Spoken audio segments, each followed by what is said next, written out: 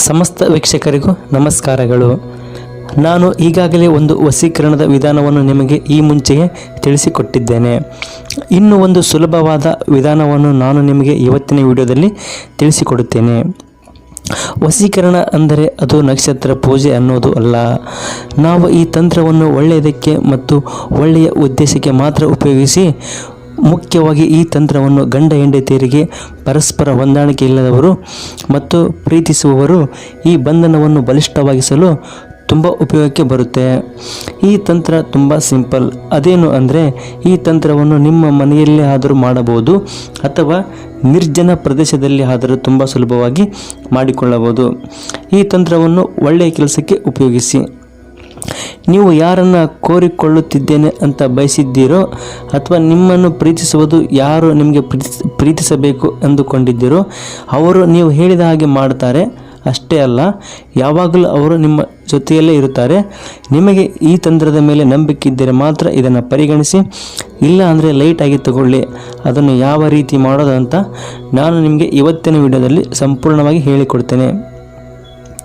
ವಶೀಕರಣ ತಂತ್ರ ವಿಧಾನದಲ್ಲಿ ವಿಧ ವಿಧವಾದ ವಸ್ತುಗಳನ್ನು ಉಪಯೋಗಿಸುತ್ತಾರೆ. ಇದಕ್ಕೆ ಬೇಕಾಗಿರುವುದು ಬರೀ ಕರಿಮೆಣಸು ಮಾತ್ರ. ಹೌದು, ಮೊದಲಿಗೆ ನೀವು 5 ಕರಿಮೆಣಸನ್ನು ತೆಗೆದುಕೊಂಡು ಈ ತಂತ್ರವನ್ನು ಮಾಡಬೇಕಾಗುತ್ತೆ. ನೀವು ಯಾರ ಮೇಲೆ ವಶೀಕರಣ ಮಾಡಬೇಕು ಅಂದುಕೊಂಡಿದ್ದೀರೋ ಅದನ್ನು ನೀವು ಕರಿಮೆಣಸನ್ನು ನಿಮ್ಮ ಕೈಯಲ್ಲಿಟ್ಟುಕೊಂಡು ಸಂಕಲ್ಪ ಮಾಡಿಕೊಳ್ಳಬೇಕು. ಅವರು ನಿಮ್ಮ ಜೀವನದಲ್ಲಿ ಇರಬೇಕು ಅಂತ ಅವರ ಹೆಸರನ್ನು ಅಥವಾ ಅವಳ ಹೆಸರನ್ನು ನೀವು ಹೇಳಿಕೊಳ್ಳಬೇಕು. ಕರಿಮೆಣಸನ್ನು ನಿಮ್ಮ ತಲೆಯ ಸುತ್ತ 21 ಬಾರಿ ಸುತ್ತಬೇಕು.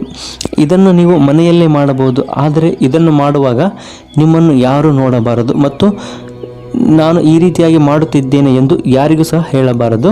ನಂತರದಲ್ಲಿ ಅಥವಾ ನಿರ್ಜನ ಪ್ರದೇಶದಲ್ಲಿ ಇಲ್ಲವ 4 ರಸ್ತೆ ಇರುವ ಸ್ಥಳಕ್ಕೆ ಹೋಗಿ ನಿಮ್ಮ ಮುಂದೆ 1 ಮೆಣಸನ್ನು ಬೀಸಾಡಬೇಕು, ಹಿಂದೆ 1 ಮೆಣಸನ್ನು ಬೀಸಾಡಬೇಕು ಮತ್ತು ಎಡಭಾಗಕ್ಕೂ ಬಲಭಾಗಕ್ಕೂ ಒಂದೊಂದು ಮೆಣಸನ್ನು ಬೀಸಾಡಬೇಕಾಗುತ್ತೆ. ಬೀಸಾಡಿದ ಮೆಣಸನ್ನು ಮತ್ತೆ ನೋಡಬಾರದು. ಕೊನೆಯ 1 ಮೆಣಸನ್ನು ಮೇಲಕ್ಕೆ ಅಂದರೆ ಆಕಾಶಕ್ಕೆ ಬೀಸಾಡಬೇಕು.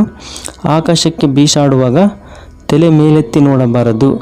ಈ ರೀತಿ ಮಾಡಿ ನೀವು ಯಾರಿಗೆ ವಶೀಕರಣ ಮಾಡುತ್ತಿದ್ದೀರೋ ಅವರ ಹೆಸರನ್ನು 108 ಬಾರಿ ಹೇಳಿದ್ದರೆ ಸಾಕು.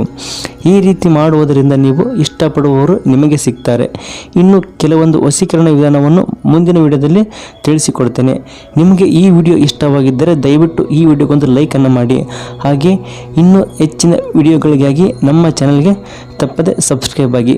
ನಿಮಗೆ ಏನಾದರೂ ಈ ವಿಧಾನವನ್ನು ಮಾಡುವುದು ಕಷ್ಟ ಎನಿಸಿದರೆ ನಾನು ಈ ವಿಡಿಯೋದಲ್ಲಿ ತೋರಿಸಿದ ಗುರೂಜಿಯವರ ಫೋನ್ಗೆ ಕಾಲ್ ಮಾಡಿ ಅವರು ನಿಮಗೆ ಎಲ್ಲ ಸಮಸ್ಯೆಗೂ ಪರಿಹಾರವನ್ನು ತಿಳಿಸಿಕೊಡ್ತಾರೆ. ಧನ್ಯವಾದಗಳು.